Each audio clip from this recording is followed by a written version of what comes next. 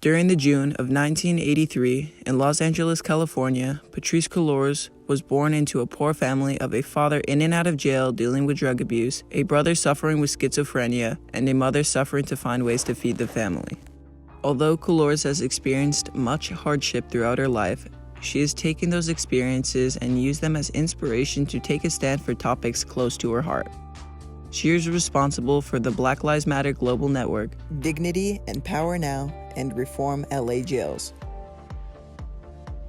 The biggest inspiration for creating the Black Lives Matter movement was the Trayvon Martin killing.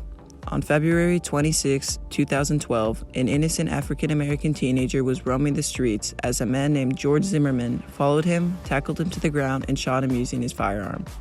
Around a year later, Zimmerman was acquitted of all charges. This led to lots of violent incidents led by infuriated civilians, including allegations of violence towards Zimmerman.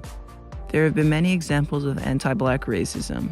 One of the more well-known is the Rodney King beating, where King was violently beaten by LAPD officers during his arrest for fleeing and evacuating the scene on a highway police chase. A civilian filmed the incident, and it is now known as one of, if not the first viral video. Due to the officers being acquitted to their charges of beating Mr. King, more than $2 billion worth of property were burned to the ground in the LA riots fighting against police brutality. Although Cullors' goal is the same as these enraged civilians, her approach is a little different. When Paul Tometi, Alicia Garza, and Patrisse Cullors started their organization in 2013, their mission was to create local power and intervene in state and vigilante-inflicted violence against black communities. Their plan was to do this with peace and does not associate their movement with violence. By creating the viral online hashtag Black Lives Matter, which rapidly spread across the internet, she created a large amount of attention to her movement and got her a lot closer to reaching her goal, to create a world where black lives are no longer systematically targeted for demise. As well as creating the Black Lives Matter movement, she also has been actively fighting for reform in the Los Angeles jail system.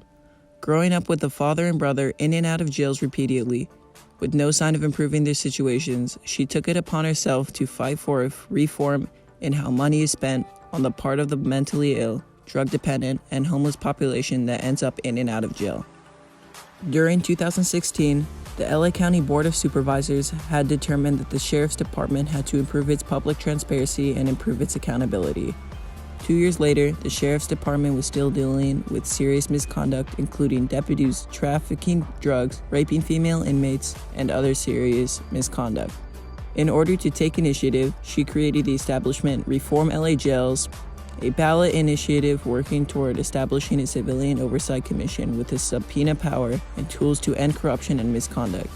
She is also pushing for alternatives to incarceration.